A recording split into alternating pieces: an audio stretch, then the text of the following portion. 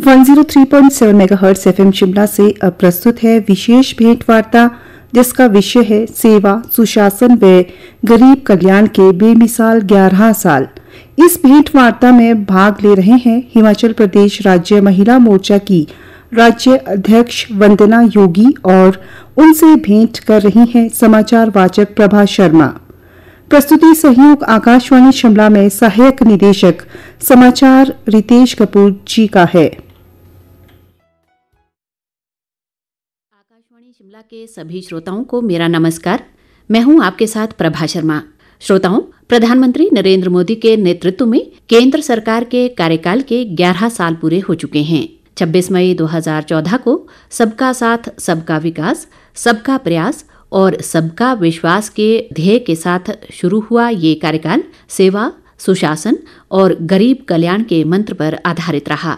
श्रोताओं, जैसा कि हम सब जानते ही हैं कि इन 11 वर्षों में भारत ने आर्थिक, सामाजिक और वैश्विक मंच पर उल्लेखनीय प्रगति की है।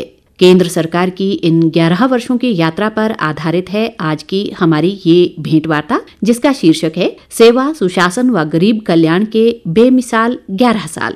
इस विषय पर विस्तृत जानकारी प्रदान करने के लिए हमारे साथ आज स्टूडियो में मौजूद हैं एक खास शख्सियत जिन्होंने समाज सेवा में उल्लेखनीय कार्य किए हैं। स्वागत करना चाहेंगे हिमाचल प्रदेश भाजपा महिला मोर्चा की अध्यक्ष वंदना योगी जी का। वंदना योगी जी इससे पहले राज्य बाल अधिकार संरक्षण आयोग की राज्य अध्यक्ष के रूप में भी कार्य कर चुकी हैं।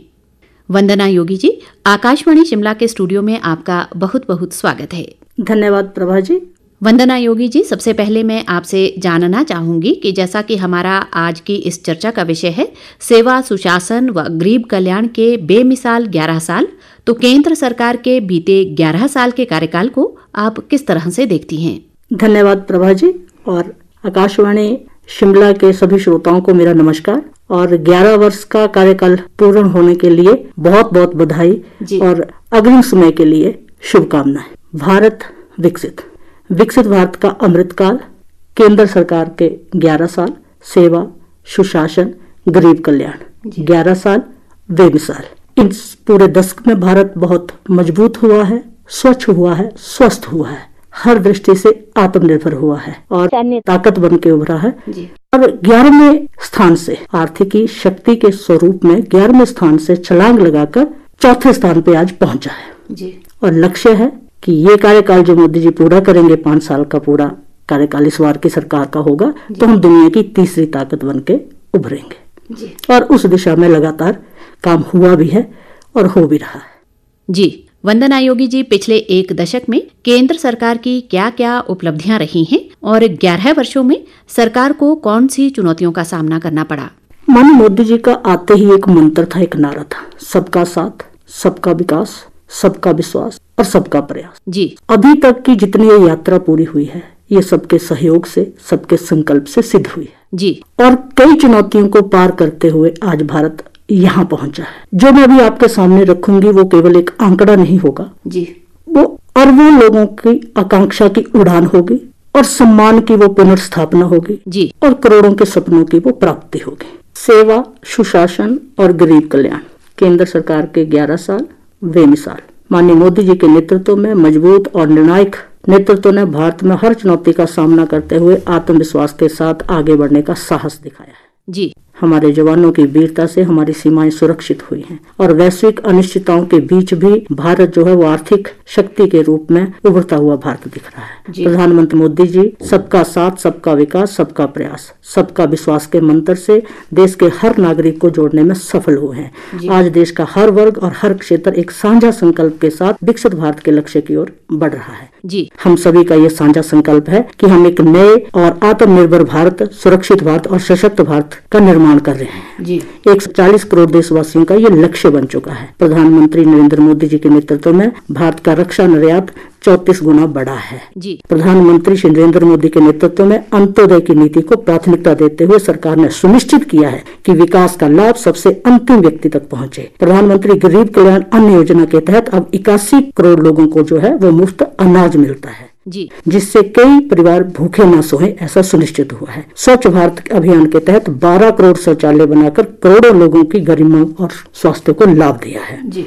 मुद्रा योजना एक ऐसी योजना थी जिससे ST, SC, OBC उद्यमियों को लाभ मिला है। प्रधानमंत्री स्वनिधि योजना से 68 लाख स्ट्रीट वेंडर्स को लाभ मिला है, मदद मिली है अंत्योदय की ओर। ये एक क्रांति भरा कदम है जी। पिछले दशक में कृषि बजट हमारा 5 गुना बढ़ा है, जिससे किसानों को मजबूती मिली है। प्रधानमंत्री किसान सम्मान निधि से आज 4 लाख करोड़ के लगभग जो है वो सीधे किसानों को जो है वो लाभ मिलता है, और जिससे उनकी वित्तीय सुरक्षा बढ़ी है जी। प्रधानमंत्री नरेंद्र मोदी जी के 11 वर्षों में आयुष्मान भारत योजना के तहत 55 करोड़ लाभार्थियों को आर्थिक बोझ से राहत मिली है जी। ई संजीवनी टेलीमेडिसिन के माध्यम से 37 करोड़ से अधिक टेली कंसल्टेशन बने हैं। 16,000 से अधिक जन औषधि केंद्रों से 18,000 करोड़ की दवाइयों की बचत हुई जी। एम्स की संख्या बताऊं तो 3 गुना बढ़ी है जी। शिक्षा के अवसर बढ़े हैं। गत 11 वर्षों में मोदी सरकार ने सौभाग्य योजना के तहत सभी इच्छुक घरों को बिजली प्रदान की है। सौर ऊर्जा क्षमता से 36.45 से अधिक वृद्धि हुई है। साथ ही प्रधानमंत्री सूर्य घर योजना से लाखों परिवारों को 300 यूनिट मुफ्त बिजली मिल रही है जी। प्रधानमंत्री नरेंद्र मोदी जी के नेतृत्व में राष्ट्रीय शिक्षा नीति में 2020 ने भारत को वैश्विक ज्ञान महाशक्ति बनाने का सपना जो था वो साकार किया, जिसमें 7 नए IIT, 8 नए IIM जी। और 490 यूनिवर्सिटी शामिल हैं। प्रधानमंत्री कौशल विकास योजना से कहें तो 1.5 करोड़ युवाओं को प्रशिक्षित किया गया है जी। भारत का स्टार्टअप इकोसिस्टम जो था वो विश्व का 3रे स्थान पर है। खेलों में हमारे खिलाड़ियों ने चाहे टोक्यो ओलंपिक्स हो या पैरालंपिक्स हो अभूतपूर्व सफलता पाई है जी। अग्निपथ योजनाएं युवाओं को सेना में सेवा का नया अवसर देती हैं। वही 2025 का सार्वजनिक परीक्षा अधिनियम परीक्षा जो थी वो व्यवस्था को सुरक्षित बनाता है जी। यानी कि आज भारत ज्ञान की बात करता है, गरीब कल्याण की बात करता है, युवाओं के सम्मान की बात करता है, अन्नदाताओं के मान की बात करता है जी। और नारियों के स्वाभिमान की बात करता है। जितने भी 11 वर्षों की ये महत्वाकांक्षी योजनाएं रही, इसमें ज्ञान की ही बात की गई और इस ज्ञान के माध्यम से ही भारत जो है वो आगे बढ़ रहा है जी। मोदी सरकार पिछले 10 से हाईवे निर्माण की गति को 34 किलोमीटर प्रतिदिन तक पहुंचाया है। राष्ट्रीय राजमार्गों की लंबाई पहले 91,287 किलोमीटर थी, आज की डेट में वो 1,46,204 किलोमीटर हो गई है जी। और प्रधानमंत्री गति शक्ति योजना के तहत अगले वर्षों में लगभग 100 लाख करोड़ का निवेश इस दृष्टि से होगा। G20 की अध्यक्षता भारत के बढ़ते वैश्विक प्रभाव का प्रतीक बनी है, जहां आदरणीय मोदी जी के नेतृत्व में दुनिया ने लोकतांत्रिक शक्ति देखी, भारत की सांस्कृतिक विविधता देखी और विकासशील देशों की आवाज को मंच दिया। भारत ने G20 में वसुधैव कुटुंब की भावना को भी केवल नारा नहीं दिया बल्कि वैश्विक एजेंडा बनाया। भारत अब उधार लेने वाला देश नहीं है बल्कि सोल्यूशन देने वाला राष्ट्र बन चुका है। कोविड के दौरान जो कोविड वैक्सीन मैत्री से लगभग डिजिटल पब्लिक इंफ्रास्ट्रक्चर की बात DPI की मैं सफलता की बात करूं तो भारत ने विश्व को दिखाया कि लोकतंत्र और टेक्नोलॉजी के साथ भी विकास को जन जन तक पहुंचाया जा सकता है। 2024 में चंद्रयान 3 की सफलता और अब गगनयान की तैयारी इस बात का प्रमाण है कि नया भारत केवल धरती पर ही नहीं अपितु अंतरिक्ष में भी आगे बढ़ रहा है। ये भारत के वैज्ञानिकों व प्रोफेशनल की प्रतिभा को सम्मान भी है और उनको पहचान भी है, जिससे ये संभव हो पाया है। जी वंदना योगी जी, हमने देखा है कि बीते दशक में महिलाओं के उत्थान व कल्याण के लिए भी अनेक कदम उठाए गए।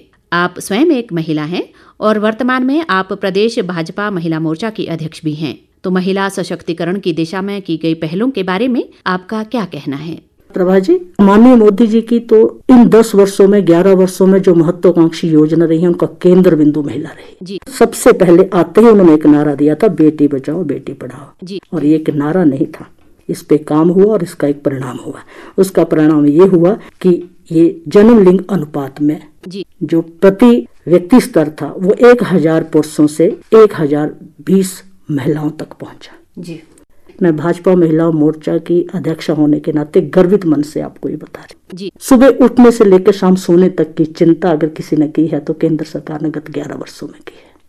हम सबको पता है कि भारत में सबसे पहले परिवार में एक महिला उठती है। उठने के बाद पहला काम होता है शौच निवृत्ति। स्वच्छ भारत मिशन के तहत जो करोड़ों शौचालय मेरी माताओं बहनों को बनाकर जो केंद्र सरकार ने समर्पित की, और नामकरण आपको भाव चिंतन बताएगा नेतृत्व का कि नाम भी दिया इज्जत का। ये किसकी इज्जत रखी गई, ये किसका सम्मान किया गया। और कल्पना कीजिए, हम प्रतिष्ठित घरों से हो सकते हैं, संसाधन वाले घरों से हो सकते हैं, लेकिन जो माताएं बहनें सूरज छुपने का इंतजार करती थी या सूरज निकलने से पहले से शौच निवृत्ति के लिए जाती हो, कैसी स्थिति होती होगी। और उससे निशात दिलाई है तो इस केंद्र सरकार ने दिलाई है। इसलिए मैं धन्यवाद भी आपके माध्यम से केंद्र सरकार का करना चाहूंगी और बहनों को शुभकामना भी दूंगी, बधाई भी दूंगी कि ऐसा शीर्ष नेतृत्व मिला है, ऐसा प्यारा भाई मिला है कि उन्होंने हमारी ये चिंता चिंतन की है। उसके बाद चाय की पतीली का ऑर्डर हो जाता है कि चाय बना दो परिवार का उठने का। अब ये उज्ज्वला गैस योजना, करोड़ों के ऐसे गैस कनेक्शन मुफ्त में बहनों को बांटेगी। हम हिमाचल की बात ना करें, अगर किसी ऐसे प्रदेश की आप बात करें जहां ईंधन भी पर्याप्त नहीं मिलता होगा और हो सकता है ऐसी भी लकड़ी जलानी पड़ती होगी जिसका धुआं, जिसकी कार्बन डाइऑक्साइड वो बहनों को स्वास्थ्य दृष्टि से बहुत निम्न स्तर तक उनके स्वास्थ्य को गिरा दे,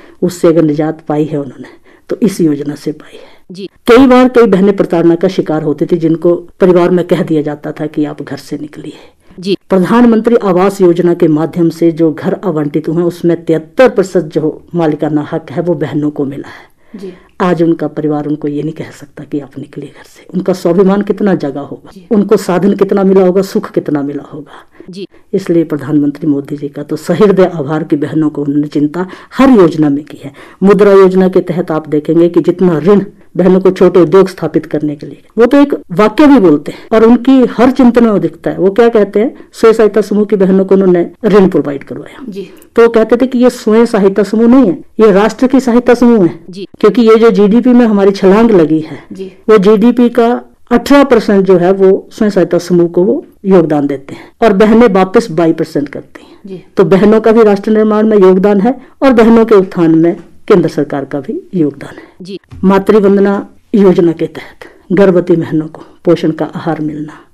बच्चा पेट में जब आता है तब उसकी चिंता चिंतन कर ले, और जब तक वो पेट में रहता है तब तक माँ की चिंता करते हुए उस बच्चे के भी अप्रत्याशित रूप से जो है वो चिंता चिंतन करना। उसके बाद भी टीकाकरण वो पूरा करना। और उसके बाद अगर आप देखेंगे तो कर्मचारी बहनों को 12 सप्ताह की शायद पहले मैटरनिटी लीव मिलती थी विद सैलरी, आज वो 26 सप्ताह की कर दी। अगर कुरीतियों की बात करें तो हमारे एक वर्ग को, ट्रिपल तलाक की अगर मैं बात करूं, ये कैसा विषय था, ये किस तरीके का अपराध बोध था किसी वर्ग में। एक महिला होने के नाते कल्पना कीजिए कि इसका अंत क्या होता था जब उस वर्ग में केवल जरा सा मन में आया, 3 बार उच्चारण किया तलाक तलाक तलाक, और इसके बाद अगर उनके मन में दोबारा इकट्ठा होने की ऐसी इच्छा जागृत होती है तो जिस परिस्थिति से उस बहन को गुजरना पड़ता था वो शायद मैं आपके श्रोताओं को नहीं बता पाऊंगी, लेकिन मैं सिर्फ इतना कहूंगी कि हलाला से उनको गुजरना पड़ता था, जो एक महिला के सम्मान को बहुत चोट थी।